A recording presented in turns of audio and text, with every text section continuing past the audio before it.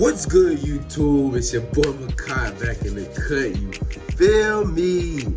Now, today, bro, I'm just so excited. First of all, I want to give appreciation to the last video that we did with the whole Michael Jordan is the greatest player of all time. Y'all guys really killed that. I mean, with the likes, comments, everything. I appreciate that from y'all. It's almost hitting 1,000 views. I appreciate that from y'all. Keep that going, bro. Keep going in the comment section. I love, interacting with y'all, with y'all's opinions and everything like that. So keep it going, bro. I appreciate that so much. Now today, I'm going to react to a video that I said I was going to do in that video, which was it's called Setting the Record Straight about Michael Jordan's Wizards years. So it's going to talk about him and the Wizards, about how, and one thing that's really disrespectful that I really don't like when people say about Michael Jordan's whole resume is the fact that during his Wizards years, he was a terrible player, which is not exactly true. It's not all the way true. So let's go ahead and watch this video. Let me go ahead and pull it up right quick. We're going to start the video in 3, 2, 1.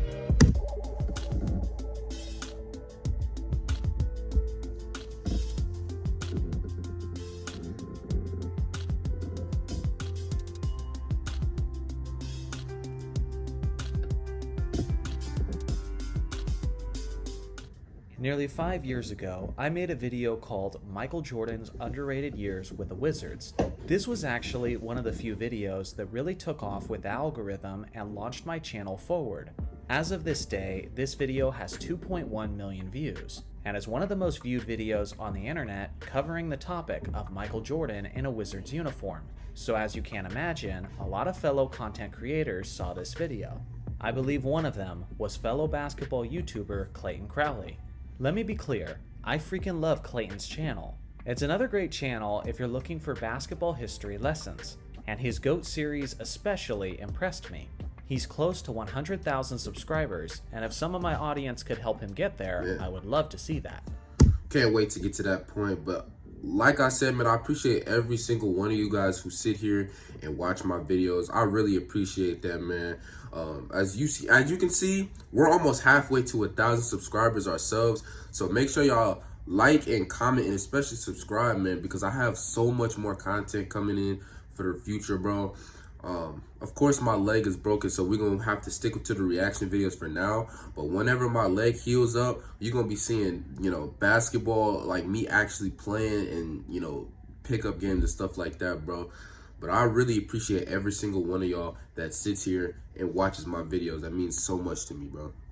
Now, with all of this being said, I freaking hate YouTube drama. I just don't enjoy engaging in silly disputes on the internet. But here's the thing, if I'm gonna be called out on something that includes information that isn't completely accurate, you best believe I'm gonna respond to that. Clayton made a video called Michael Jordan was a failure as a Washington Wizard. And of course, considering how I like his channel, and considering the topic, I'm gonna watch that. As you can figure, I found the one video on his channel that I wasn't a fan of. Now, nowhere in the video does he directly call me out, but come on, I'm not stupid. The video starts by mocking the notion that Wizards MJ was underrated. Take a listen. MJ's years as a Wizard are MJ underrated. was actually really good as a Wizard. Still getting buckets. People need to talk more about how good MJ was with the Wizards. Yes, bro. No, we don't. If you've been around basketball circles for a while now, you've certainly heard or seen things like this. Definitely. Bad chemistry, a losing record, and organizational dysfunction that led to Jordan getting fired. Yeah, I'm gonna let him sounds explain underrated everything to me. because I got my Not own only is opinion. the I'm gonna let him video explain continuously mocking the title of my past video, but he's also being condescending while doing it. He indirectly implies that I'm dumb. His exact points in the video seem to be direct responses to my points, and he closes his video by stating that MJ's Wizards years do absolutely nothing to support his GOAT argument, which is the complete opposite of the point I made to close my video. Not gonna lie, I was feeling pretty called out. I wasn't annoyed that someone decided to... Hold on. In my opinion, his Wizards days was not completely trash, but he did not have to do this, bro. Like, He could have just retired after winning his 6th championship, and we could have just been talking about how great he was. But he had to do the Wizards joint. I don't know why. I mean, there is a video why. Obviously, if I wanted to look for the answer, we know why. But he really didn't have to do this, bro. He really didn't. Disagree with me, but I was annoyed that someone decided to mock me for something that they clearly lacked the context of. Today, I'm providing my response. Now, some people imply that defending Michael Jordan's Wizards years is something that only Jordan stans do, and I can't stand that narrative because, for one, I'm not a Michael Jordan fan. You know what my favorite part about Jordan's Wizards stint was? It was when Kobe Bryant dropped 55 on his old ass. Why? Because I'm a Kobe fan. With that being said, I watched many of the Wizards games those seasons, and I was following closely the inner workings of the organization. If LeBron James retired today and returned to basketball a few years later, trust me, you all would be paying attention, whether you like him or not. So it's not like I'm just some guy who's glazing over Jordan's numbers in hindsight. No, I watched those seasons closely because I'm old enough to have done that. Now let's take a look at Jordan's 2 seasons in Washington at a surface level. This was the numbers he put up in the 2002 season and in the 2003 season, and these were the records that his teams finished with. Now, by simply looking at these results, without knowing any of the further details, you could draw some harsh conclusions about Jordan's time in Washington. Here's yet another clip from Clayton's video. The Wizards improved by 18 games when Jordan joined the Wizards and finished a sterling 37-45 and missed the playoffs. And sure, he got injured and missed the end of the season, but even if they'd finished at the 500 rate they were winning at when he was healthy, they would have still missed the playoffs. Wow. So immediately, this statement is objectively incorrect in several ways, and it blows my mind how many people don't know these details about Michael Jordan's season. The Wizards were not winning at a 500 rate and on track to miss the playoffs when Jordan was healthy. Not even close. This was the play where Jordan sustained the injury that would end his season. This accident occurred on February 7th, 2002, and that just goes to show, like, man, anything can happen in basketball, man. Like, that was the most simple play, and he just tripped on him. I think he just tripped on his teammate's leg. Bro, it's like, just the simplest things can just trigger it, you know what I mean? It's unfortunate. I wouldn't wish injury on anybody. tore Michael Jordan's meniscus. The thing is, this wasn't the last game he played that season, as Michael Jordan was actually so crazy that he played another 14 games with a torn meniscus before he shut his season down to have surgery. Because Michael was so stubborn and decided to play another 14 games with a torn meniscus, he actually tanked his averages that season, as he was only a limping shell of what he was before the injury. These were Jordan's averages before the meniscus tear, and these were his averages afterwards. As you can see, they're not even close to being the same player, yet people lump it all together as if he was healthy until he played his final game that season. Like I said, when Jordan tore his meniscus, the Wizards were not on a 500 pace, but they actually had a 26-21 record and were sitting in the 5th spot in the Eastern Conference, comfortably on their way to the NBA playoffs.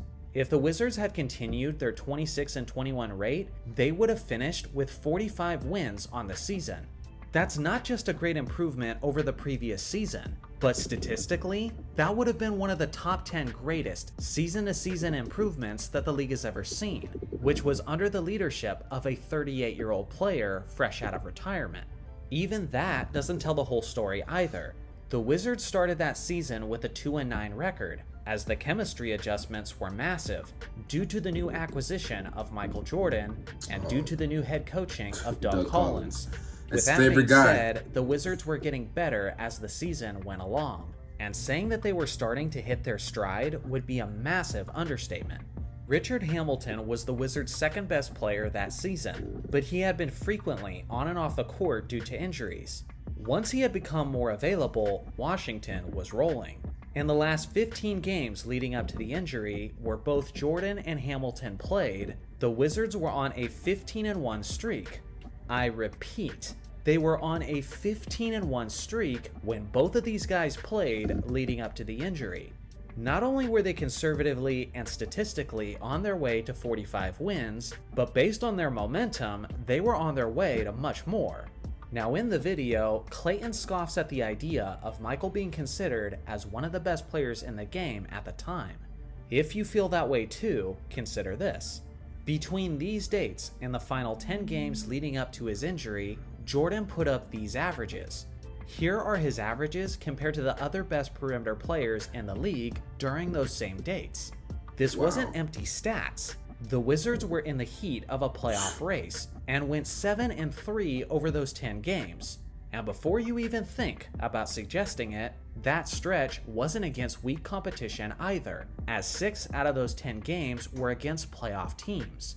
Jordan wasn't only playing great at the time he tore his meniscus, but he was legitimately playing on the same level as the best perimeter players in the league, if not better. Here's another clip from Clayton's video, but this time looking at it from a different angle. And yeah, the Wizards improved defensively, but to cite a single player, even Michael Jordan, as the sole reason for that improvement is a gross oversimplification that borders on irresponsible.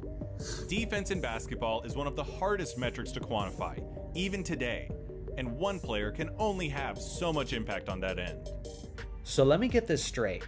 The point is essentially that because defensive stats are difficult to quantify, we shouldn't give anyone credit? Now that's a crazy take. Listen, the year before Michael Jordan played for the Wizards, Washington had the worst defensive rating in the entire league. They were also the second worst defensive team in points allowed per game. Now the following season, before Jordan's injury occurred, the Wizards were the 6th best team in the entire league in points allowed per game. They were getting better as time went on. That has to have something to do with it. In the last 35 games leading up to the injury, the Wizards were allowing the 3rd fewest points per game league-wide. In one offseason, they literally went from the worst defense in the entire league to one of the very best. As far as players go, Michael Jordan was the only major acquisition in the offseason. Outside of Michael Jordan, the only other acquisitions the Wizards made in that offseason were 5 bench players. They were Tyronn Lue, who averaged 20 minutes per game, rookie Kwame Brown played 14, rookie Brendan Haywood played 13, rookie Eton Thomas played 13, and rookie Bobby Simmons played 11. Brown, man. Now, if you ask me, the biggest reason why the Wizards went from the worst defensive team to one of the best was because of 2 people specifically, Michael Jordan, who was the leader of the team, and Doug Collins, who was a fantastic basketball head coach. Jordan is one of the most proven defensive players in the history of basketball, and he was known to be a hard-nosed leader who demanded 100% effort from his team, which is arguably the most important quality of a good defensive squad. If you're not giving the majority of the credit to Jordan and Collins for the improved defense, then who are you giving it to? Rookies who came off the bench and averaged less than 20 minutes a game? Giving Michael Jordan credit for that tremendously improved defense isn't irresponsible. It's quite logical, and completely refusing to do so just because, quote, defense is hard to quantify is completely asinine. I will say, when I'm looking at Jordan's first 2 seasons in Washington, and I call them underrated, I'm mostly impressed by the first 2/3 of the 01-02 season, which was before he tore his meniscus. That was a healthy yet older Jordan who showed that the sky was the limit with that Washington group. Now here's something else to consider. His indirect response video definitively calls Michael Jordan's Wizards stint a failure, and I've heard many people in basketball circles make this claim. I gotta be honest, calling Michael Jordan's playing days in Washington a failure is an insanely harsh and hypocritical claim to make. We basketball fans don't say, man, what a failure Derrick Rose was in 2012. That team finished way below their expectations. If you said that, people would be like, what? And would quickly remind you that his season ended because he tore his ACL. So how can you possibly call that a failure? Man, wasn't Kevin Durant a failure in 2019? Again, his season ended early because of a torn Achilles tendon. So if those guys aren't called failures for injury-ruined seasons, then why don't we apply that same logic to Michael Jordan? who literally had his chance ruined due to a meniscus tear. At the end of the day, me calling MJ's Wizards seasons underrated is simply my way of saying that those years impressed me more than most people usually are. Obviously, if somebody wanted to tell me that his seasons in Washington were just as good as his seasons in Chicago, I would tell them that they're crazy and you're overrating MJ's years in Washington. But if you can't understand how impressive it is that a 38-year-old player joining a lottery team and has them charging towards one of the greatest turnarounds in NBA history before an injury ruined it, then I don't know what to tell you. It's certainly not the main course of his GOAT-worthy resume. But if you don't consider that a nice little cherry on top for the argument, then you're simply not paying attention and appreciating the details. So what do you guys think? How would you describe Jordan's Wizards years in your own words? Let me know in the comments section below. Thanks for watching as always. Make sure to like and subscribe for more basketball content, and I'll see you guys in the next video. All right. Now, I didn't like how he didn't bring up, what's his name? Kobe. What was it 2013 when he tore his Achilles? He was having great numbers. Scoring tear, on pace to make the playoffs. I don't know if they made the playoffs after that game versus Golden State, but scoring tear towards Achilles, came back, wasn't the same. I mean, that wasn't a failure, it was just injuries, you know what I'm saying? Same thing with Brandon Roy, of course Derrick Rose, Kevin Durant, all these guys, man. So give Jordan that same credit, man. I think he was really like a really great player until he got hurt. And I know he broke both of his ribs too. I mean, it's a bunch of circumstances that came into that. But, I mean, come on, man. Like, give Jordan his credit for the Wizards days, bro. He was like that until the injury, bro. But, yeah, man. So, I hope you guys enjoyed this video. Like always, like, comment, and subscribe. Let's go ahead and talk in the comments. Tell me what you think. Tell me what you think about Jordan's Wizards days. And until next time, man.